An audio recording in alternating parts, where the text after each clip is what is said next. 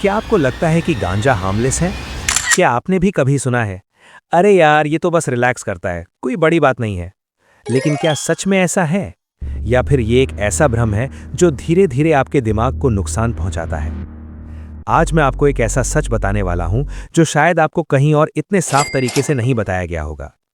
गांजा पीने के बाद आपके शरीर और दिमाग में सबसे पहला बदलाव क्या होता है, और क्यों वही बदलाव आगे चलकर बड़ी समस्या बन जाता है? नमस्कार, मैं हूं डॉक्टर अनंत राठी, मनोचिकित्सक एवं नशा मुक्ति विशेषज्ञ। पिछले कई वर्षों से मैं ऐसे लोगों का इलाज कर रहा हूं जो शुरुआत में सिर्फ मजे के लिए नशा करते थे, लेकिन बाद में उसी नशे ने उनकी जिंदगी को पूरी तरह बदल दिया। आज का वीडियो सिर्फ जानकारी नहीं है, ये एक चेतावनी है, एक जागरूकता है, और कई लोगों के लिए शायद एक वेकअप कॉल भी। सबसे पहले समझते हैं गांजा शरीर में जाकर करता क्या है। गांजा में एक केमिकल होता है, THC, टेट्राहाइड्रोकैनाबिनॉल।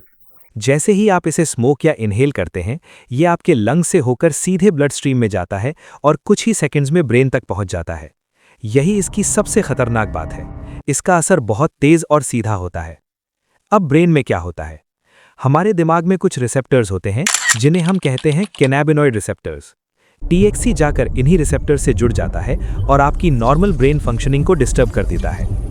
अब सबसे इंपॉर्टेंट सवाल, गांजा पीने के बाद सबसे पहला असर क्या होता है? इसका पहला असर होता है मेमोरी और परसेप्शन पर। मतलब आपको समय का सही अंदाजा नहीं रहता, चीजें आपको स्लो या फास्ट लगने लगती हैं, आपका रिएक्शन टाइम धीमा हो जाता है। उदाहरण से समझते हैं, मान लीजिए आप गाड़ी चला रहे हैं और सामने अचानक ब्रेक लगती है। एक नॉर्मल व्यक्ति तुरंत रिएक्ट करेगा, लेकिन गांजा लेने वाला व्यक्ति रिएक्शन में डिले करेगा, और यही डिले कई बार एक्सीडेंट का कारण बनता है। अब इसका असर आपकी डेली लाइफ पर कैसे पड़ता है? ड्राइविंग रिस्की हो जाती है, डिसीजन मेकिंग खराब हो जाता है, छोटी छोटी चीजें भी कंफ्यूजिंग लगती हैं। कई लोग बताते हैं, यार मुझे लग रहा था सब ठीक है, लेकिन मैं सिंपल बात भी समझ नहीं पा रहा था। यही गांजे का पहला ट्रैप है। आपको लगता है आप कंट्रोल में हैं, लेकिन असल में कंट्रोल जा चुका होता है। अब सबसे बड़ा भ्रम, लोग कहते हैं रिलैक्स फील होता है, लेकिन असल में क्या होता है? ये नेचुरल रिलैक्सेशन नहीं है, ये आर्टिफिशियल रिलैक्सेशन है। मतलब आपका ब्रेन टेम्परेरीली स्लो हो जाता है और आपको लगता है कि आप रिलैक्स्ड हैं, लेकिन अंदर ही अंदर ब्रेन की नेचुरल केमिस्ट्री डिस्टर्ब हो रही होती है, डोपामीन सिस्टम अफेक्ट हो रहा होता है, और धीरे धीरे आपका ब्रेन नेचुरल खुशी महसूस करना भूलने लगता है। अगर ये आदत बार बार दोहराई जाए तो क्या होता है?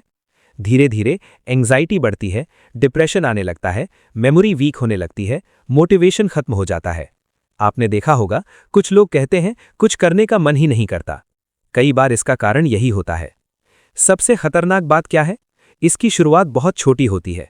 पहले बस दोस्तों के साथ ट्राई किया, फिर कभी कभी लेने लगे, फिर हैबिट बन गई, और फिर डिपेंडेंसी। और धीरे धीरे व्यक्ति अपनी आइडेंटिटी खोने लगता है, उसका फोकस खत्म हो जाता है, उसके रिलेशनशिप्स प्रभावित होते हैं, और उसकी पूरी जिंदगी का डायरेक्शन बदल जाता है। अगर आप या आपके आसपास कोई स्थिति में है, तो सबसे पहले ये समझिए, ये कोई चरित्र की कमजोरी नहीं है, ये एक मेडिकल कंडीशन है। और सबसे अच्छी बात, इसका इलाज संभव है, रिकवरी संभव है, नॉर्मल जिंदगी वापस मिल सकती है, लेकिन सही समय पर कदम उठाना जरूरी है। अगर आपको ये जानकारी उपयोगी लगी हो तो इस वीडियो को जरूर शेयर करें, क्योंकि कई लोग अभी भी इस भ्रम में जी रहे हैं कि गांजा हार्मलेस है। और याद रखिए, अवेयरनेस ही पहला इलाज है, सही जानकारी ही सबसे बड़ी सुरक्षा है। धन्यवाद।